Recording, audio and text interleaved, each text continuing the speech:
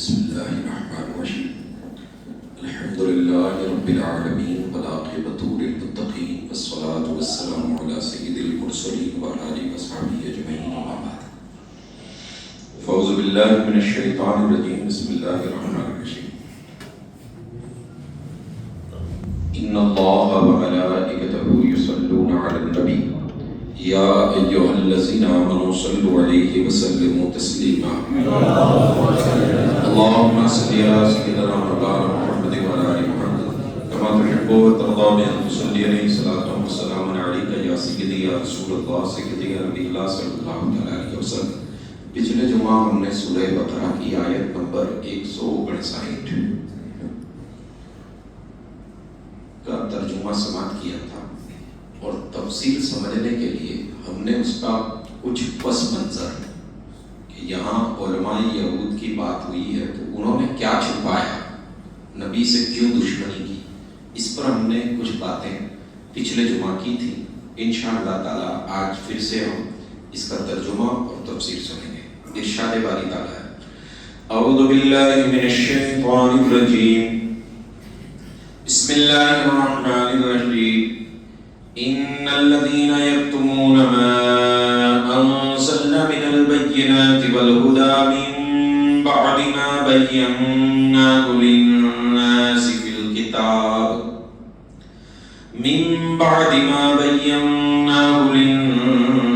في الكتاب اولئك يلعنهم الله ويلعنهم اللاعنون.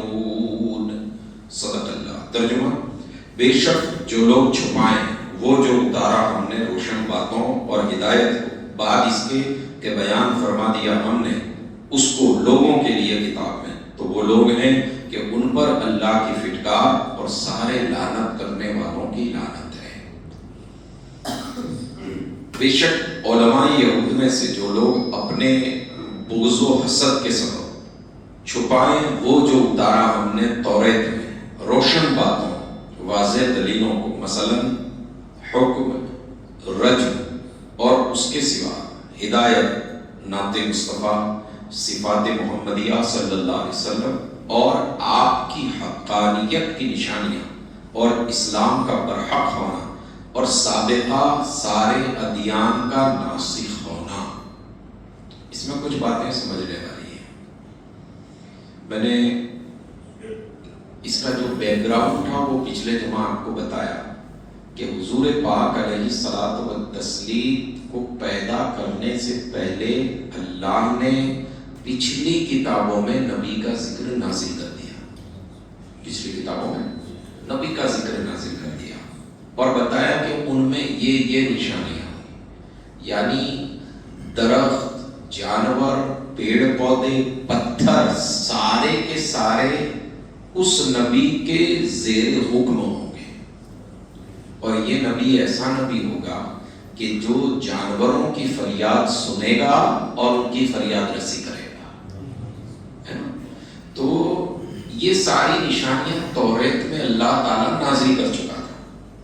جیسا کہ میں نے پچھلے جمعہ آپ سے عرض کیا تھا کہ بات آ گئی بنی اسماعیل اور بنی اسرائیل کی، تو انہوں نے وہ ساری نشانیاں جو دیکھ چکے تھے.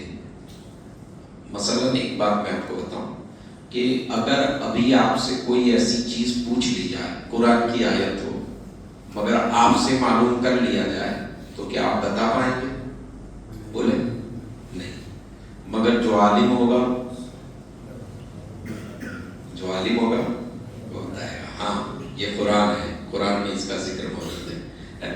تو اسی طرح حضور کی جو نشانیاں تھیں عام یہودی نہیں جانتے تھے، مگر جو ان کے علماء تھے جنہوں نے توریت پڑھ رکھی تھی وہ جانتے تھے کہ آخری نبی کی نشانیاں کیا کیا ہیں. تو وہ ساری نشانیاں حضور کی دیکھ چکے تھے، ساری نشانیاں حضور کی دیکھ چکے تھے. مگر بات جب بنی اسرائیل اور بنی اسماعیل والی آئی تو نبی کے بغض میں، نبی سے حسد کرنے میں، نبی سے جلن کی وجہ سے انہوں نے وہ ساری نشانیاں چھپا دی. ساری نشانیاں کیا کی؟ چھپا دی. لوگوں کو بتایا نہیں کہ توریت میں جس آخری نبی کا ذکر ہے وہ یہی محمد ہے. جس آخری نبی کا ذکر ہے وہ یہی محمد ہے. انہوں نے کیوں چھپایا؟ کہ نسل کا جو حسد تھا، نسل کا جو بغض تھا، نسل کی جو جلن تھی، اس جلن کے چلتے انہوں نے نبی کی نشانیوں کو چھپائی. اب جب نبی کی نشانیاں چھپائی اور نبی کا انکار کیا تو اللہ تعالیٰ کیا کہتا ہے کہ بے شک جو لوگ چھپائیں وہ جو اتارا ہم نے روشن باتوں اور ہدایت کو، بعد اس کے کہ بیان فرما دیا ہم نے اس کو لوگوں کے لیے کتاب میں، یعنی تمام لوگوں کے لیے اللہ تعالیٰ اسے کتاب میں پہلے ہی بیان کر چکا تھا. مگر علماء یہود نے حضور کی دشمنی اور حضور کے حسد کی وجہ سے کیا کیا؟ اسے چھپایا، لوگوں کو بتایا نہیں. تو نہ بتانے کی وجہ سے اللہ تعالیٰ نے انہیں سزا کیا دی؟ اللہ تعالیٰ فرماتا ہے کہ وہ لوگ ہیں کہ ان پر اللہ کی فٹکار اور سارے لعنت کرنے والوں کی لعنت ہے. سارے لعنت کرنے والوں کی لعنت ہے. اب یہاں دیکھیے کہ اللہ تعالیٰ فرماتا ہے کہ علماء یہود میں سے جو لوگ اپنے بغض و حسد، اس کا مطلب یہ ہوا کہ سارے علماء یہود نبی سے بغض نہیں رکھتے تھے، سارے نہیں رکھتے تھے، مگر جو لوگ رکھتے تھے بغض و حسد کے سبب انہوں نے توریت کی روشن باتوں یعنی واضح دلیلوں کو، مثلا رجم اور اس کے سوا ہدایت، نعت مصطفیٰ، صفات محمدیہ اور آپ کی حقانیت کی نشانی اور اسلام کا برحق ہونا اور سابقہ سارے ادیان کا ناسخ ہونا. سابقہ کہتے ہیں بھوتپورو. سابقہ کس کو کہتے ہیں؟ بھوتپورو کو. سارے ادیان، ادیان یہ دین کا بہووچن ہے. یہ جو ادیان ہے ایک ہوگا تو اسے دین کہیں گے، جیسے اسلام دین، یہودی جو لوگ مانتے ہیں اسے بھی اپنا دین کہتے ہیں، عیسائی جو مانتے ہیں اسے بھی اپنا. تو جب بہت سارے دین جمع ہو جائیں تو اس کے بہووچن کو ادیان کہا جائے گا. کیا کہا جائے گا؟ ادیان. تو سابقہ ادیان، سابقہ ادیان سے مطلب ہے بھوتپورو جتنے بھی دین تھے، بھوتپورو جتنے بھی دین تھے. تو اللہ تعالیٰ نے توریت میں کہہ دیا تھا کہ جب میرا ولی آ جائے گا، میرا محبوب آ جائے گا تو پیچھے کے جتنے بھی دین ہیں سب کے سب منسوخ. یعنی نہ اب کوئی کتاب چلے گی نہ کوئی دین چلے گا. اگر کوئی دین مانا جائے گا تو وہ صرف اسلام، اگر کوئی کتاب پڑھی جائے گی تو وہ صرف قرآن. مگر انہوں نے نبی کو نہ ماننے کی وجہ سے قرآن کا بھی انکار کر دیا، اسلام کا بھی انکار کر دیا. تو اچھا، حقانیت، آپ کی حقانیت کی نشانی ہے، یعنی حضور کی حقانیت کی نشانی. پچھلے جمعہ میں نے بچپن کی جو باتیں بیان کی، یہ ساری چیزیں اللہ تعالیٰ توریت میں بیان کر چکا ہے. اس میں حضور کی نشانیوں میں یہ بھی ہے کہ وہ کبھی جھوٹ نہیں بولیں گے. ان کی زبان سے جو نکلے گا سب کا سب سچ ہے. ان کی زبان سے جو نکلے گا بولے سب کا سب سچ اور حق ہے. اور پھر فرمایا گیا کہ اس میں حضور کی نعت بیان ہوئی. کیا بیان ہوئی؟ نعت. نعت یعنی حضور کی تعریف. تو حضور میں کیا کیا خصوصیات ہوں گی، کیا کیا اچھائیاں ہوں گی، یہ اللہ تعالیٰ توریت میں بھی بیان کر چکا ہے. سوچے نبی جب آئے گا تب آئے گا، مگر اس کی نعتیں پہلے سے آ گئی ہیں. اس کی نعتیں پہلے سے آ گئی ہیں. اسی لیے دیکھیے ہم ابھی نعت پڑھتے ہیں نا، کب پڑھتے ہیں؟ جب سرکار آ چکے ہیں. سرکار آ چکے ہیں. مگر انبیاء کرام اس وقت نعت پڑھتے تھے جب نبی آئے. سوچیے، تو ہمارا نعت پڑھنا نبیوں کی سنت ہے. کس کی سنت ہے؟ نبیوں کی سنت ہے. اور اگر آسان دیکھیے، ایک چیز اچانک میرے ذہن میں آئی. میں نے کیا کہا کہ ہمارا نعت پڑھنا نبیوں کی سنت ہے. اچھا، نبی نے کیوں نعت پڑھی؟ توریت میں، زبور میں، انجیل میں. تو انہوں نے، آپ اندازہ لگائیں کہ ان کتابوں میں اس نعت کو اتارا کس نے؟ ان کتابوں میں، زبور میں، انجیل میں، توریت میں اس نعت کو اتارا کس نے؟ نازل کس نے کیا؟ تو اللہ پتا چلا نعت پڑھنا سنت انبیاء تو ہے ہی ہے، مگر نعت پڑھنا سنت الہیہ ہے، سنت الہیہ ہے۔ اللہ کا کرم دیکھیے کہ یہ ہماری قسمت میں ہے نا، ہمارے نصیب میں۔ ہم برسوں سے ہمارے آباء و اجداد پڑھ رہے ہیں، ہم پڑھ رہے ہیں، انشاءاللہ ہماری نسلیں بھی قیامت تک نبی کی نعتیں پڑھتی رہیں گے انشاءاللہ۔ اس کے لیے آپ کا پڑھنا ضروری ہے، کم از کم 2 شعر بھی آپ کو یاد ہونا چاہیے، ہے نا۔ جب آپ اپنے پوتے کو یا نواسے کو لوری دے رہے ہوں تو لوری سے بہتر ہے کہ آپ نعت سنائیں۔ ابھی ہمارے یہاں بڑی بری بلا چلی ہے صاحب، ذرا بھی بچہ رویا تو ہم موبائل کھول کے دے دیتے ہیں۔ اچھا، خاص کر ہماری ماں بہنوں کا معاملہ اتنی آلسی ہو گئی ہے، اتنی آلسی ہو، جہاں بچہ رویا موبائل۔ میں آپ کو بتاؤں، آپ کی جانکاری کے لیے بتا رہا ہوں، اس وقت کا ریسرچ ہندوستان کا کہ 20% بچے جو چھوٹے ہیں 2 سال 5 سال کے آس پاس کے، ان کو آنکھ کی بیماری لگ چکی ہے، اس میں 5% کو آنکھ کا کینسر ہو چکا ہے۔ اس کو ہلکا نہ لیں۔ آپ اگر اپنے ناتے نواسے کو، بیٹے کو، بھتیجے کو اس سے جان چھڑانے کے لیے، وہ رو رہا ہے اس کو چپ کرانے کے لیے موبائل دے رہے ہیں نا، برا مت لگانا، ایک بہت کڑوی بات کہنے جا رہا ہوں، آپ اس کے لیے ظالم ہیں۔ آپ نانا ہو سکتے ہیں، دادا ہو سکتے ہیں، آپ باپ ہو سکتے ہیں، چچا ہو سکتے ہیں، آپ اس اولاد کے لیے کیا ہیں؟ ظالم ہیں۔ آپ اس کی زندگی برباد کر رہے ہیں۔ کیا کر رہے ہیں؟ ڈاکٹروں اور ماہروں کا کہنا ہے کہ جس بچے کو بچپن سے آنکھ کی بیماری لگے گی، 25 سال کے بعد ہو سکتا ہے وہ اپنی بینائی کھو دے۔ 25 سال میں اگر وہ اپنی بینائی کھو دے گا، اس کے اندھے پن کا ذمہ دار کون؟ بولے، اس کا ذمہ دار کون؟ وہ دادا، وہ نانا، وہ باپ، وہ ماں، جو بچے کے رونے سے جان چھڑانے کے لیے اپنے بچے کے ہاتھ میں دودھ پیتے بچوں کو، 2 سال کے بچوں کو، 3 سال کے بچوں کو موبائل تھما دیتے ہیں۔ یہ بڑی بھیانک چیز ہے، بہت بڑی بلا ہے، اس سے محفوظ کیجیے۔ اور اگر یہ سب کرنا ہے تو تھوڑی اس سے جان بچانا ہے اپنے بچوں کی، تو تھوڑی محنت کرنی پڑے گی۔ بچہ روئے نا تو اسے گود میں اٹھا کر نبی کی نعت سنائے۔ جب نبی کی نعت پڑھی جاتی ہے تو شیطان بھاگ جاتا ہے۔ کہو نبی کا سبحان، یاد کرو گے، جیسا بھی لے جاؤ، ہے نا۔ جب نبی کو نعت سنائی جائے تو ہر شخص آواز نہیں دیکھتا، صرف عشق دیکھا جاتا ہے، محبت دیکھی جاتی ہے۔ کوشش کریں گے انشاءاللہ، اگر آپ کہیں گے تو ہم نعت کی بھی کلاس لگا دیں گے انشاءاللہ، ٹھیک ہے؟ کوشش کریں انشاءاللہ، ہے نا۔ اس طرح جان نہ چھوڑاؤ، یہ سارے شیطانی وسوسے ہے نا۔ شیطان آپ سے کہتا ہے تیری آواز رہنے دے گا، یہ آپ نہیں کہتے، یہ آپ کا نفس کہتا ہے، تاکہ آپ کبھی نعت پڑھنے کی کوشش ہی نہ کریں، ہے نا۔ کبھی آپ اذان قرات کرنے کی کوشش ہی نہ کریں۔ سوچئے، اتنی بھدی آواز میں آدمی گانا گا لیتا ہے، اتنی منحوس آواز میں، جسے آپ منحوس کہہ رہے ہیں، منحوس کہہ کر آپ نے قرات چھوڑی، منحوس کہہ کر آپ نے نعت پڑھنا چھوڑ دیا، منحوس کہہ کر آپ نے سلام پڑھنا چھوڑ دیا، اسی منحوس آواز میں آپ گانا گا لیتے ہیں۔ بتاؤ یہ شیطانی جھنسا ہے کہ نہیں؟ ایمانداری سے بتاؤ، یہ شیطانی وسوسہ ہے کہ نہیں؟ اس میں پھنسے کہ نہیں؟ تو نکلنا ہے کہ نہیں نکلنا؟ نکلنا ہے انشاءاللہ، کوشش کریں گے۔ مجھے امید ہے اگر 2-4 نام مجھے مل جائیں تو میں اگلے جمعہ ان سے 2 شعر سنوں گا۔ ہے کوئی وعدہ کر رہا ہے مجھ سے؟ اچھے کام کی شروعات ہو ہی جانی چاہیے۔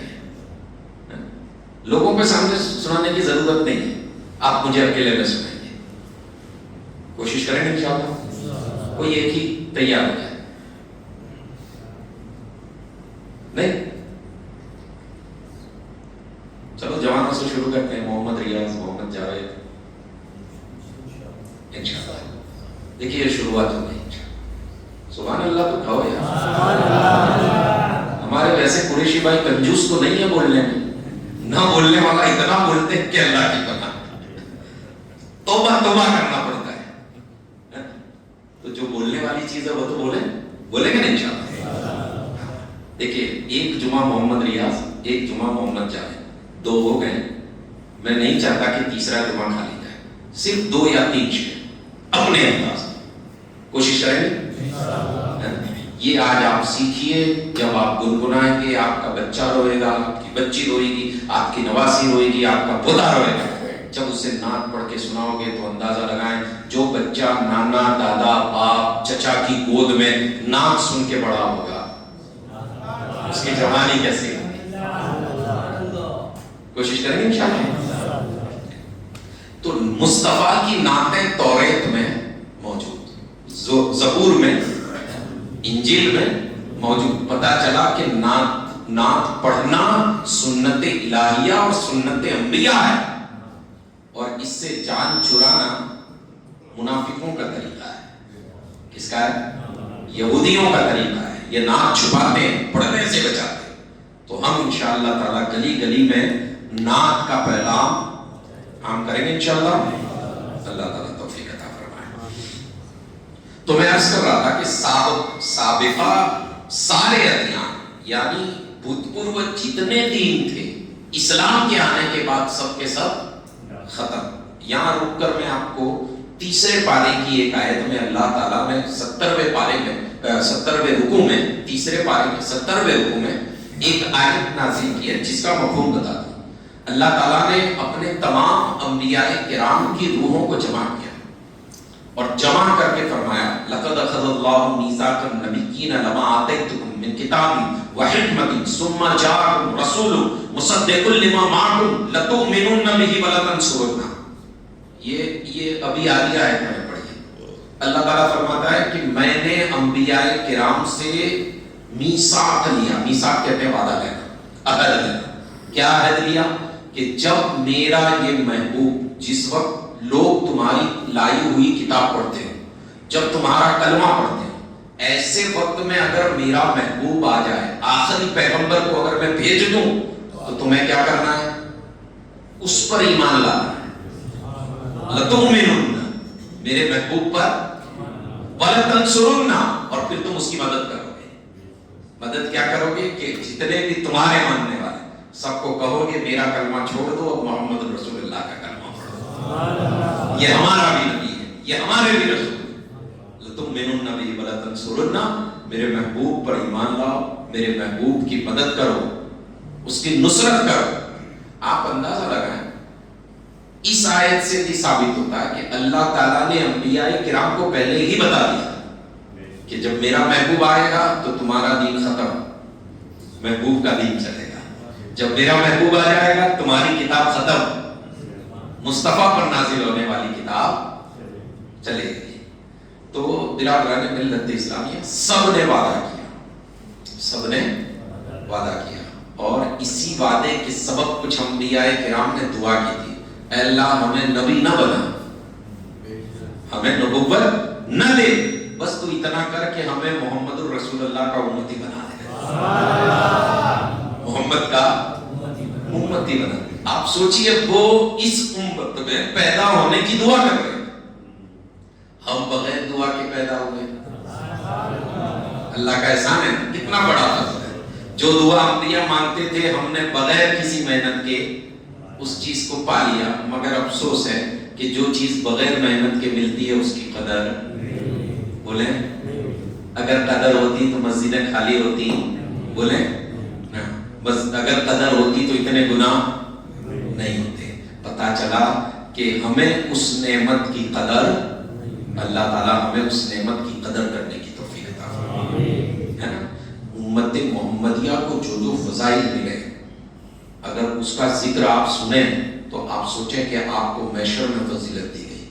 بروز قیامت جب نفسی نفسی کا عالم ہوگا، ایسے عالم میں بھی سرکار فرماتے ہیں کہ جب قیامت میں صفیں لگیں گی تو 120 صفیں ہوں گی، 120 صفوں میں 80 صفیں صرف میری امت کی۔ حضرت آدم علیہ نبینا علیہ الصلوۃ والتسلیم سے لے کر حضرت عیسیٰ علیہ السلام تک ہر نبی کی امت ہے، ہر نبی کی امت ہے، مگر سب سے پہلے حساب و کتاب میری امت کا ہوگا۔ سب سے پہلے حساب و کتاب کس کا ہوگا؟ میری امت کا۔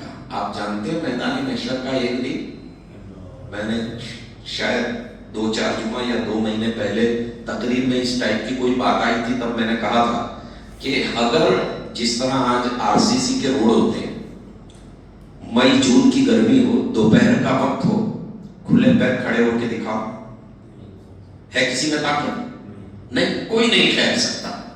آپ اندازہ لگائیں کہ یہ سورج جو چوتھے آسمان میں اور اس کی پیٹھ ہے، جب اس کی تپش کا یہ عالم ہے کہ مئی میں، جون میں، اپریل میں اگر زمین گرم ہو جائے اور اگر وہ پتھر ہو تو ہم اس پر پیر نہیں رکھ سکتے، تو اللہ کے رسول صلی اللہ علیہ وسلم ارشاد فرماتے ہیں کہ کل جب قیامت میں تم اٹھائے جاؤ گے نا تو زمین تانبے کی ہوگی، پتھر نہیں ہوگا، تانبا ہوگا۔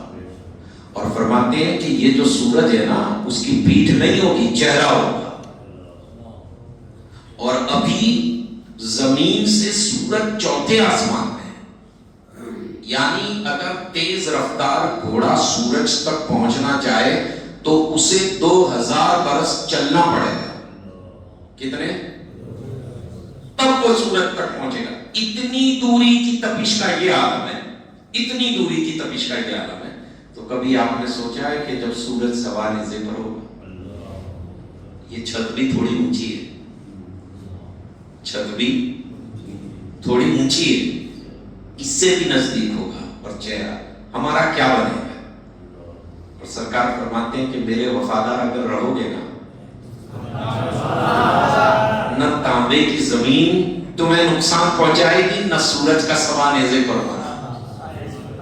بس چاہیے کیا؟ اللہ اور اس کے رسول کی وفاداری۔ کیا چاہیے؟ اور وفاداری میں کیا کیا آتا ہے میں نہیں سمجھتا کہ مجھے خلاصہ کرنے کی ضرورت ہے، سبھی سمجھتے ہیں نا۔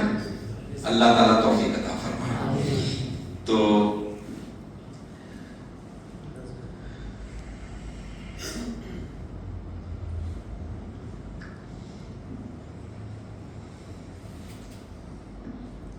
المختصر کہ سارے ادیان، پچھلے سارے دین تھے وہ سارے کے سارے منسوخ ہو گئے ان کے آنے کی وجہ سے۔ یہ اللہ تعالیٰ پچھلی کتابوں میں پہلے ہی بیان کر چکا ہے۔ چاند کے 2 ٹکڑے کرنا، سورج پلٹانا، جانوروں سے باتیں کرنا، جانور سجدہ کریں گے، درخت سجدہ کریں گے، پتھر اور پہاڑ درود و سلام پڑھیں گے، یہ ساری نشانیاں پچھلی کتابوں میں بھی موجود۔ نبی یتیم ہوں گے، یہ بھی موجود۔ اور پھر وہ جب پرچم اسلام کو بلند کرے گا تو ساری دنیا میں اسلام ہے، یہ ساری نشانیاں پچھلی کتابوں میں موجود، مگر یہودی علماء نے اسے چھپایا۔ اور جب چھپایا تو اللہ تعالیٰ نے کیا کہا کہ سارے اللہ اور سارے پھٹکار کرنے والوں کی ان پر پھٹکار ہے اور لعنت کرنے والوں کی لعنت ہے۔ اسی طرح دوسری ہدایتوں کو اور وہ بھی اس کے بعد کہ بیان فرما دیا ہم نے صاف صاف واضح طور پر، اس کو لوگوں کے لیے کتاب توریت میں جس کے اولین مخاطب بنی اسرائیل ہی ہیں۔ انشاءاللہ تعالیٰ اگلے جمعہ ہم یہاں سے بات کو آگے بڑھائیں گے۔ دیکھیں جس بنی اسرائیل کا میں ذکر کر رہا تھا یہ آ گیا، یعنی یہ آیت وہ بنی اسرائیل جنہوں نے نبی سے حسد کیا، دشمنی کی وجہ سے نبی کا کلمہ نہیں پڑھا، انہی کے لیے اللہ تعالیٰ نے اس آیت کو نازل فرمایا ہے۔ اللہ تعالیٰ آج کی اس گفتگو کو اپنے دربار میں قبول فرمائے۔ اگر کسی قسم کی کوئی لفظ خطا ہوئی ہو اللہ تعالیٰ معاف فرمائے، اور ہم سب کو دنیا اور آخرت کی بھلائیاں، نعمتیں عطا فرمائے۔ السلام علیکم۔